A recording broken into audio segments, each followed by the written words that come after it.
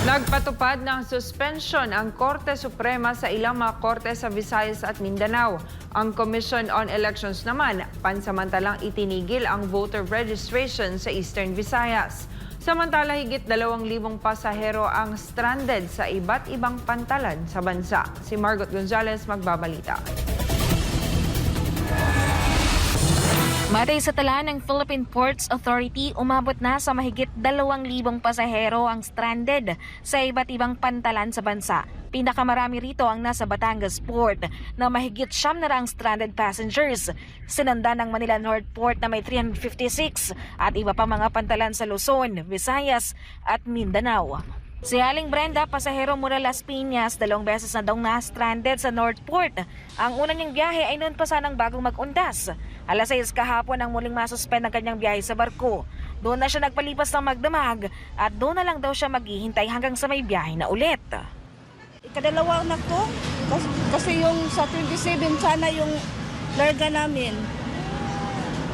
27 ka pa dapat umalis. Tapos rebooking dapat kahapon. Oo. Tapos suspended ulit. Gastos tas pamasahe. Ito yung bagahe ko.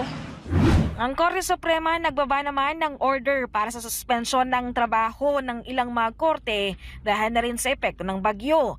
Kasama dito ang mga court stations sa Romblon na nasa supervisyon ng Romblon RTC. Gayon din ang mga korte sa Samar, Leyte, Cebu, Iloilo, Capiz, Negros Occidental, Negros Oriental, Guimaras, Aklan, Palawan at Bukidnon.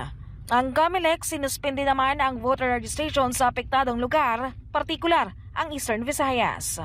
Yung una namin sinuspend ay sa Tacloban City sapagkat nagsuspend na rin kasi ang city government ang kanila pong paso. Ginawa namin yung buong Region 8 na ang sinuspend na lang natin yung registration kasi pati na rin po mga paso. Ngayon po ay nag-inventaryo na yung lahat ng mga tauhan namin sa area matapos na yung buntot na lamang ng bagyo ang natitira pero pinapa-inspect na natin kung may na-damage ba, kung may nasira ng mga kagamitan ng COMELEC doon sa mga areas na naapektuhan o nasalanta ng naturang bagyo.